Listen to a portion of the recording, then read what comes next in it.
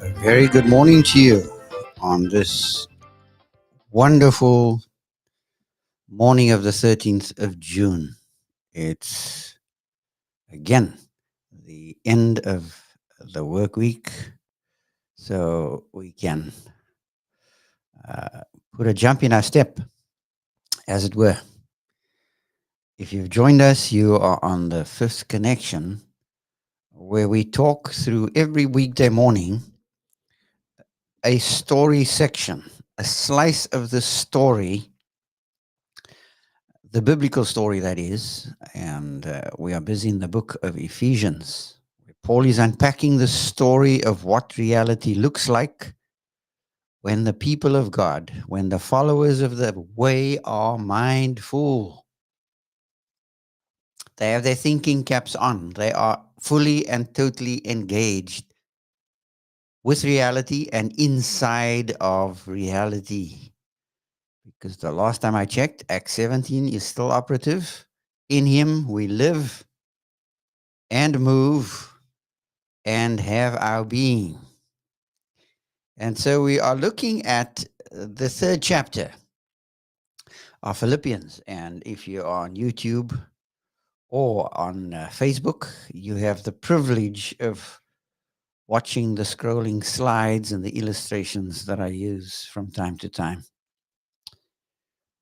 We are busy in chapter 3, and we're looking at verse number 12. But we've just come through a heavy encounter with what ego attachments do. Egoic attachment gets me to lock left hemispherically. It's the Luciferian left hemisphere that dominates, focuses in, wants to analyze things to death, wants to categorize them and be categorical about everything in reality. And what Paul talks about here is the way to counter ego attachments. Egoic attachments can be countered when there is a dispositional posture for knowing. When my posture is, I am willing and I am here and I want to learn. When that is my posture, it's amazing what happens, because mindfulness inspires connections. There's vital relationality when mindfulness ignites within the context of community. It inspires connections. It is embedded within a socio-cultural niche. Mindfulness in chapter 2 is modal cruciformity. My mind is cross-shaped. It is shaped by the Via Dolorosa, shaped by the cross. Death and resurrection is the recipe, the prescription for transformation. Or if you don't want to transform, well, you're still going to face death, dying mentally, dying communally, dying relationally. I've often said to folks, when it comes to your end of the life, when it comes to death and dying, make sure that the only thing you want to do is die. And not still leaving unfinished business undone. Because when you get there, you want to go peacefully. You want to cross that threshold confidently. Mindfulness ignites cognition. It not only inspires connection, it ignites cognition, but then mindfulness has a wonderful way of countering fatal ideology. Because ideology and captivated thinking by the wrong thing is what inhibits participation within community. And the positive side of chapter 3 is there's integral veracity. We hold on to that which is good. And we hold on to people who can help us. But fatal ideology swerves with a Luciferian left hemispheric domination. Because you see, the right hemisphere constantly gets us to pan out and see the big picture. So we can see the forest for the trees. But the left hemisphere constantly wants you to get locked in, categorically, cramping your thinking, cramping your style. And Paul talks about in 1 to 11 of chapter 3, a way to counter those ego attachments, those egoic things that I get locked onto. My bank balance, my car, my house, my kids, my partner, my wife, my friend. Amazing how these things steal our joy. Because you see, the opposite of attachment is sacrifice. You've not heard that as an antonym, have you? The opposite of ignorance, for example, is not getting more knowledge. The opposite of ignorance is obedience. As in, the opposite of ego attachments would be sacrifice. Personal, voluntary sacrificing of that which I get egoically tied to, so that the source of all being, God Himself, can do His thing. On this channel, we have the ticker running, and if you want to be in contact, please take note of the details on the screen. Now we're going to move into verse number 12, because while we need to counter ego attachments, in the present we also need to counter utopian visions of reality. Utopian visions. We all have them. What does the perfect marriage look like? No such thing. What does the perfect family look like? No such thing. What do perfect kids look like? No such thing. Because we have this funny Luciferian left hemispheric idea that we can create our own utopia. And we try to do that. We get to live inside of our ego attachments and create a world that is cut off from reality, a world that shields us, a world that, in a sense, extinguishes pain. But you see, there is no such thing. Why do you think people go to psychedelics? Why do you think they lose their agency because they commit their lives to chemicals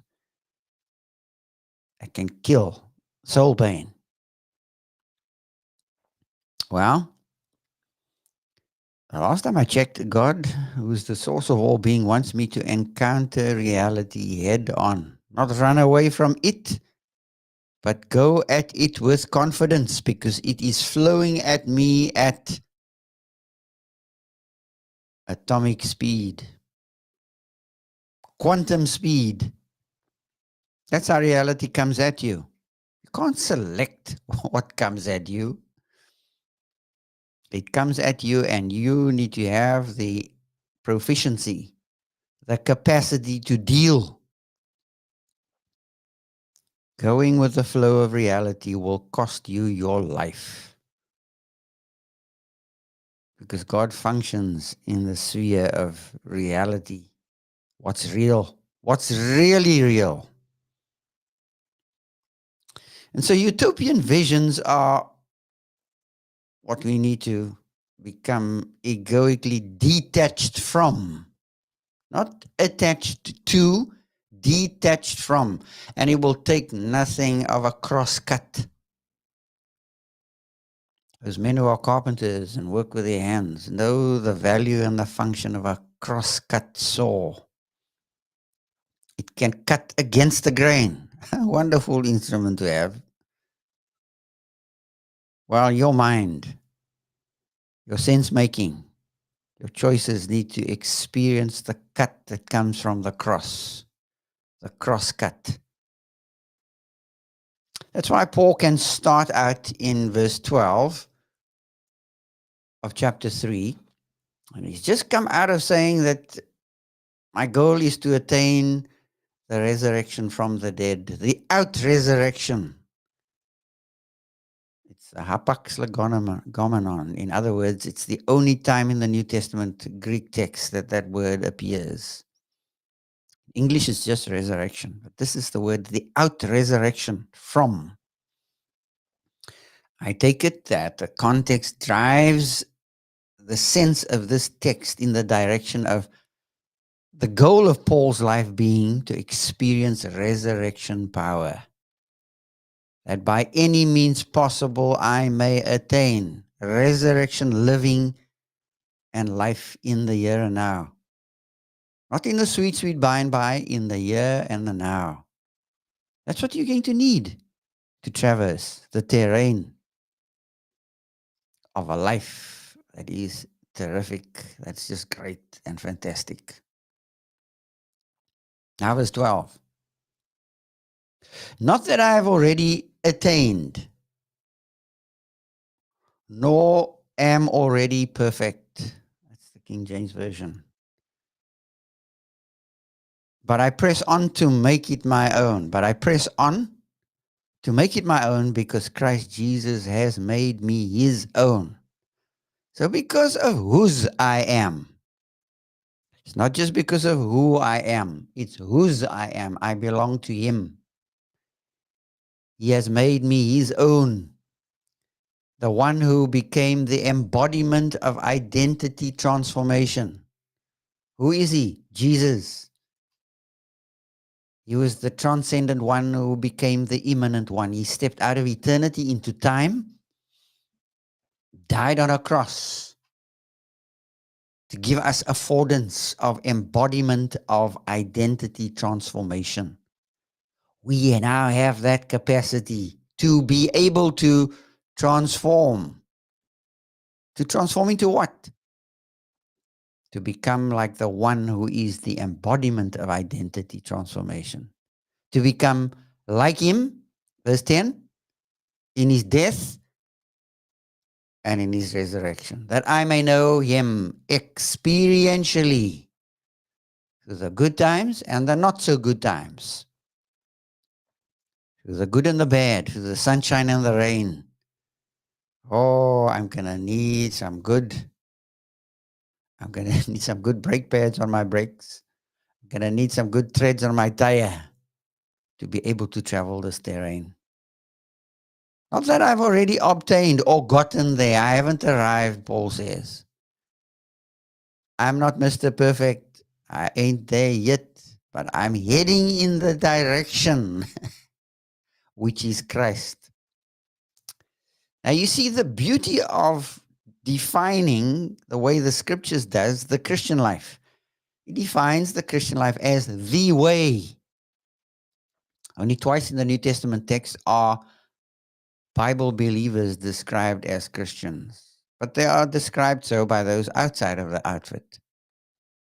Because little Christ was a pejorative term given to those who were followers of the way. It was an objectionable term. These people ain't from here. That is why Paul goes into this discussion and he says, I have not achieved the final goal, but I constantly aim, listen to this, I constantly aim in the direction of achieving what the one who became the embodiment of identity transformation has achieved. Now, that is a mouthful to chew on. Let's unpack it again. I have not arrived. I have not achieved the final goal. What's the final goal? Theosis, like God. Not gods, but God-like. Eastern Church understood that. They understand theosis. We're a bit skittish in the West to talk about theosis. I've not achieved the final goal, but I constantly aim in the direction. Followers of the way have two things. They have an orientation and they have a direction. What does it mean to have an orientation and a direction? To have an orientation has to do with having the affordance of movement in a non-drifting kind of way. I'm not a drifter. I have an orientation to life and living that defies understanding. Like the gymnast when he or she tumbles through the air, they have high orientation capacity. They know exactly where in the air they are. Listen to me. In the air. Some of us, if we were to do that, we'll fall flat on our faces or on our heads. But a follower of the way is one who has an orientation into a direction that has a destiny to it. It's got a goal to it. It's not a drifter just bouncing from one crisis to the next. That's how some of us live our lives, one crisis to another. And we create oftentimes our own crisis, don't we?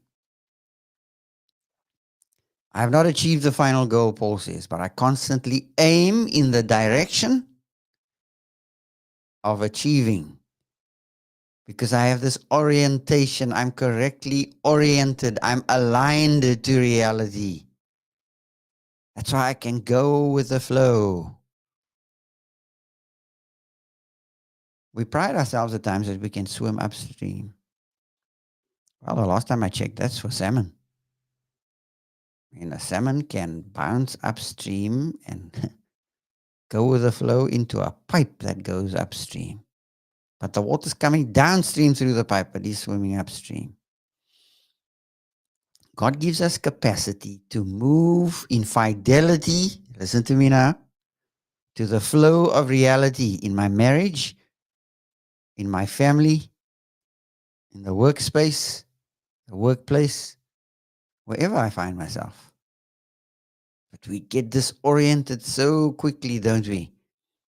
Lose our bearings. That's what orientation is all about. I know where I am, even though I may be shooting through the air upside down. I'm going to be like the proverbial cat. I'm going to land on all fours. You ever tried that with a cat? Oh, we were fascinated as kids. Constantly threw our cats into the air and they'd land on all fours. To say that a cat can do that from about 32 stories up doesn't mean it wouldn't injure any part of its body, though. But 34 stories. Try doing that, you and I, out of the first story of a building. See what happens. To develop this agility in life and living, because I am properly oriented to reality. And what helps me with that? What gets me oriented? The scriptures calibrates my sense of orientation. You may find this very difficult to process because it doesn't land on your ear with great ease. But you see, you need to think God's thoughts after him as it opens up in this slice of the story. I have not achieved the final goal, but I constantly aim in the direction of achieving what the one who became the embodiment of identity transformation has achieved. He's been there all the time. He's been there already. I must still get there. Don't you think he knows how to get you there? Of course he does. That's what trusting him is all about. Placing your confidence, your reliability, and your trust in Jesus. Lean on him. Roll your burdens onto him, for he cares for you. You're going to face some of that this weekend. It's a Father's Day weekend that comes up. Your head is going to be filled with a load of memories about your daddy. Maybe he's passed. He's late. It could either plague your mind or calm your mind. How is that reality assisting in your transformation? Because of how you process what comes at you. I haven't gotten there yet, Paul says, but I'm pressing on. And that's what we're going to talk about in the next episode. Remember, we are only on the air 5 working day mornings of the week, of the work day week. At 8 o'clock, you can access this kind of content on my radio channel. But be blessed today as you start to counter those utopian visions of perfection that you started out with years ago. How it ain't worked out like that. Now, how are you going to process? I trust that you would have a blessed day as you walk with the Lord, as you engage with Him, as you understand who He is to be your very life. Enjoy the day. Goodbye for now.